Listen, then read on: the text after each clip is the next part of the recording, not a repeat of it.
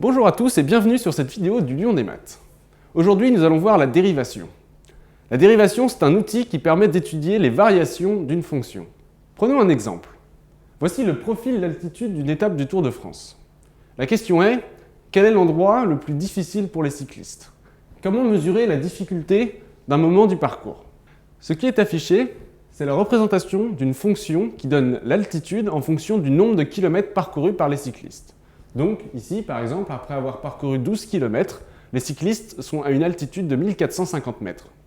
On remarque que pédaler sur du plat, même en altitude, ça ne pose pas vraiment de problème. Ce qui est difficile, c'est de monter, c'est-à-dire quand l'altitude augmente.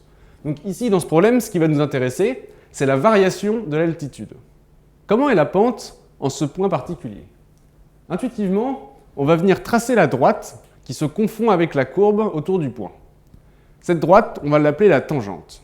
Donc autour du point, la droite et la courbe ont la même pente. Il existe plusieurs manières de définir une pente.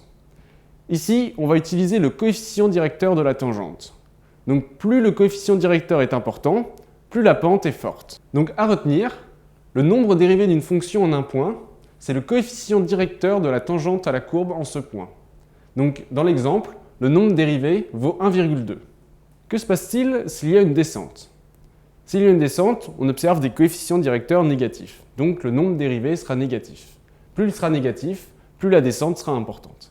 Attention, le nombre dérivé ne dépend pas de la hauteur de la courbe. Les deux courbes que vous voyez là ont bien les mêmes variations, donc les mêmes nombres dérivés. Nous sommes donc capables d'évaluer la pente en tout point du parcours, avec le nombre dérivé.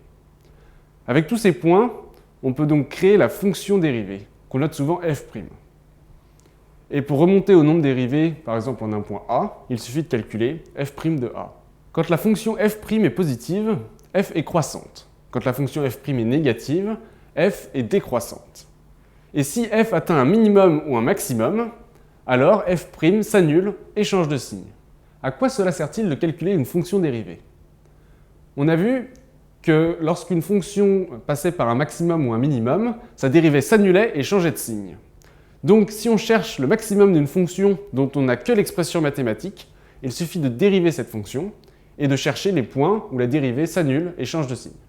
On teste ensuite la valeur de la fonction en ces points, pour déterminer lequel, parmi les points où la dérivée s'annule, correspond bien à un maximum. Attention, il faut vérifier que la fonction est bien bornée. Si elle n'est pas bornée, il se peut qu'elle n'ait même pas de maximum. Si la fonction est définie sur un intervalle, il faut aussi vérifier que le maximum n'est pas atteint à l'une des extrémités de l'intervalle. Enfin, on peut calculer la fonction dérivée d'une fonction dérivée. On va appeler cette fonction la fonction dérivée seconde. Dans notre exemple, on cherche à quel moment est-ce que la pente est la plus forte. Donc on dispose de f, la fonction qui nous donne l'altitude en fonction du nombre de kilomètres parcourus. On dérive cette fonction, on obtient f', la fonction qui nous donne la pente par rapport au nombre de kilomètres parcourus. Donc maintenant, on va appliquer la méthode dont je viens de parler pour trouver le maximum de la pente. Donc on dérive à nouveau, on obtient f seconde, et on cherche les points où cette fonction f seconde s'annule et change de signe. Parmi ces points, on va ensuite déterminer lequel correspond au maximum, donc on va tester leur valeur avec f', et on va trouver le point où la pente est maximum, et trouver la valeur du maximum. Cette vidéo du Lion des maths est terminée, merci de l'avoir regardée. N'hésitez pas à venir sur notre site pour répondre au quiz et vérifier que vous avez bien compris, ou alors pour consulter la fiche résumée sur la dérivation. À bientôt!